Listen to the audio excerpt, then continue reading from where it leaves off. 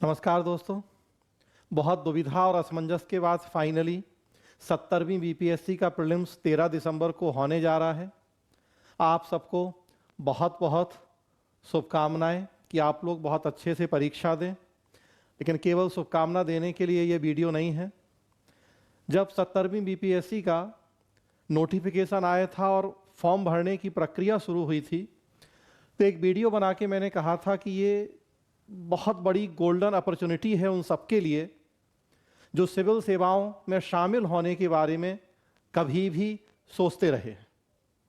फिलहाल जो लोग तैयारी कर रहे हैं उन्हें तो फॉर्म भरना ही है, मैंने कहा था। लेकिन ऐसे लोग जो टीचर बन गए, कंटेंट डेवलपिंग का काम करने लगे, किसी प्राइवेट कंपनी में या बैंक पीओ या किसी और दूसरे काम में लग गए, मैंने कहा अगर वो भी अभी एलिजिबल हैं बीपीएससी का फॉर्म भरने के लिए तो जरूर भरें और इस बार एटलीस्ट परीक्षा में शामिल हों, क्योंकि ये वास्तव में एक सुनहरा अवसर है।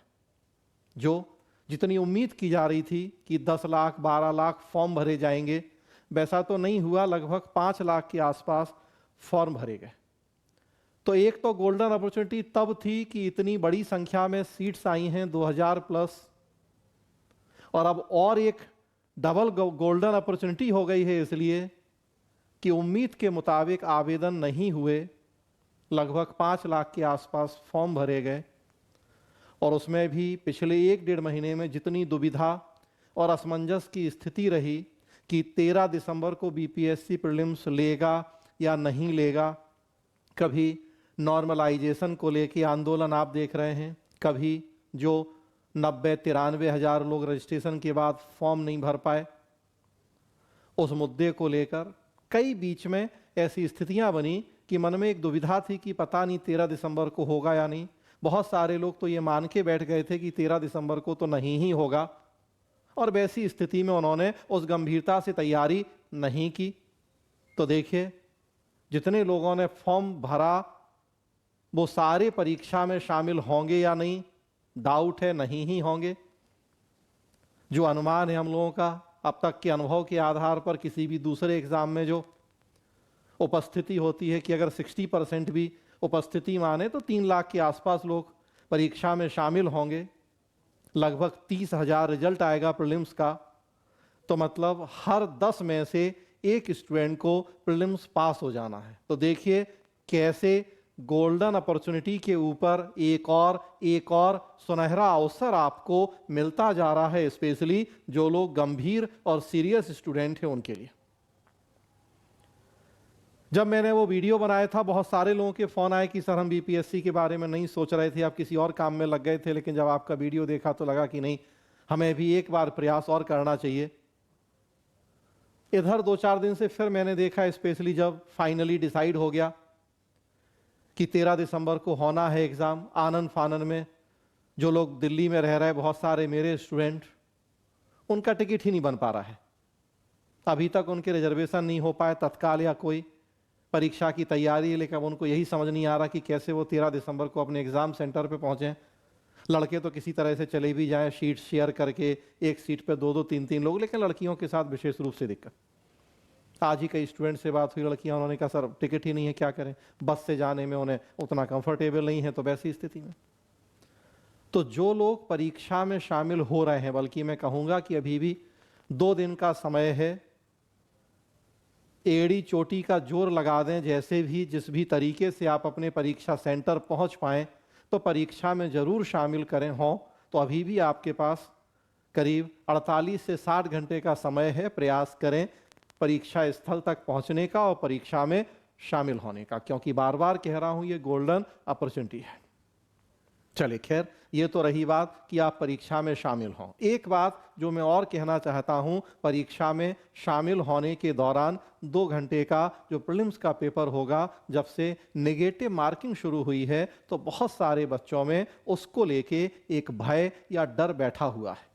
ये बात बिल्कुल सही है कि जब नेगेटिव मार्किंग नहीं थी, अगर हम तब के एग्जाम पैटर्न से तुलना करें तो जब नेगेटिव मार्किंग हो गई, नेचुरल सी बात है कि एग्जाम की कठिनाई बढ़ गई। नेगेटिव मार्किंग नहीं थी, पूरा 150 में से 150 करते, जितने सही होते उसके अकॉर्डिंग नंबर मिल जाते, लेकिन अब ऐसा नहीं है। बहुत फूंक फूंक के कदम रखना है, बहुत सोच समझ के निर्णय लेना है कि किस पे टिक करें या नहीं, क्योंकि गलत होगा तो नेगेटिव मार्किंग है। तो लोगों के मन में एक डर हो गया। लेकिन मैं कहना चाहता हूं कि नेगेटिव मार्किंग सबके लिए हुई है। हर एग्जाम के पहले एक बार जरूर ये बात आपको बताता कहता हूं कि नेगेटिव मार्किंग केवल किसी व्यक्ति विशेष के लिए नहीं है, सबके लिए है। पहले नहीं थी तो किसी के लिए नहीं थी, और अब है तो सबके लिए है। मतलब सबकी समान स्थिति है, समान अवसर वाली स्थिति है, भेदभाव नहीं है। तो अब नेगेटिव मार्किंग से डरें, इसका कोई औचित्य नहीं है। नेगेटिव मार्किंग का सही रणनीति के तहत कैसे सामना करें ताकि वो आपके लिए नुकसानदेह ना हो, मुद्दा ये है। तो सबसे पहली बात तो कि 150 प्रश्नों में आपको जितने प्रश्न 100% श्योरिटी के साथ आते हैं, सिंगल लाइनर फैक्ट की आपको पता है कि यही आंसर है, तो सबसे पहले तो आप उन प्रश्नों को सॉल्व कर लें। जनरली 150 में से मुझे लगता है कि 60-70 प्रश्न ऐसे हो सकते हैं जिन पे आप 101% निश्चिंत होंगे कि इसका यही आंसर है, इसमें कोई दुविधा या असमंजस नहीं है। तो सबसे पहले तो यही सलाह है कि उन पूरे 150 प्रश्नों को तेजी से पढ़ते हुए इस तरह के प्रश्न हल कर लें जिस पे आप पूरी तरह से निश्चिंत हैं। लेकिन क्या केवल 60-70 प्रश्न हल करके आप परीक्षा पास हो पाएंगे? तो जवाब है कि नहीं। 69 प्रीलिम्स का रिजल्ट देखें तो आपको जनरल कैटेगरी में 60% के आसपास नंबर चाहिए है प्रीलिम्स क्वालिफाई करने के लिए। इस बार सीट ज़्यादा है, रिजल्ट ज़्यादा आएगा प्रीलिम्स का, तो हो सकता है थोड़ा कटअप घटे, लेकिन क्वेश्चन का स्टैंडर्ड क्या होगा, कितने लोग शामिल होंगे, नहीं तो और बहुत सारे फैक्टर्स भी डिसाइड करेंगे कि कटअप कितना होगा। अभी आप 69 के कटअप को ही अपना एक आधार बना के चलें। 60% मतलब 90 के आसपास जनरल कैटेगरी में आपको सही करना है, कैटेगरी रिजर्वेशन के अकॉर्डिंग जो प्लस माइनस है।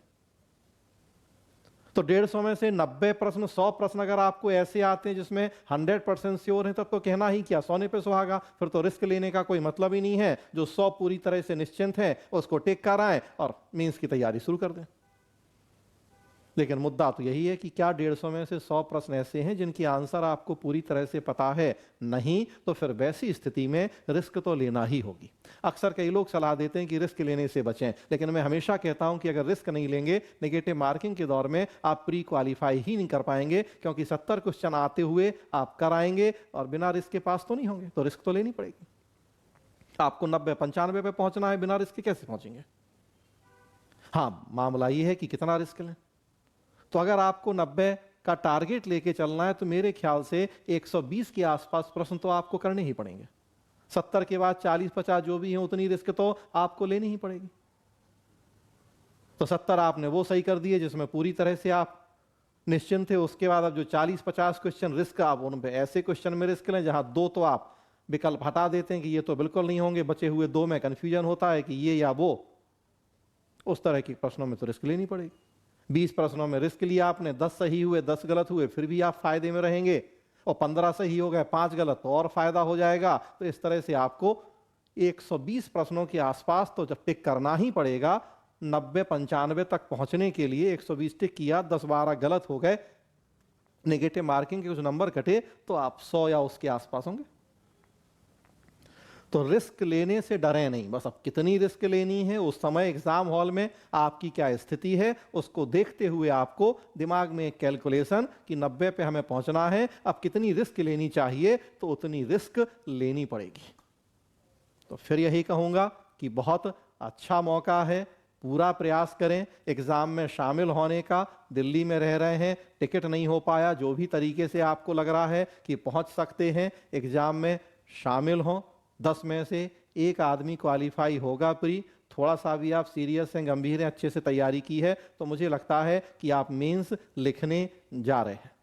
1 साल के अंदर पूरा प्रक्रिया संपन्न हो जानी है। अब तक की जानकारियों के अनुसार मतलब अगले साल इसी समय या इसके पहले ही आप एक अच्छी रैंक के साथ 70वीं बीपीएससी में सिलेक्ट हो चुके होंगे। तो एक बार फिर से बेस्ट ऑफ लक, ईमानदारी से परीक्षा दें और मेंस की तैयारी में लग जाएं। फिर मिलूंगा आपसे प्रीलिम्स की परीक्षा के बाद।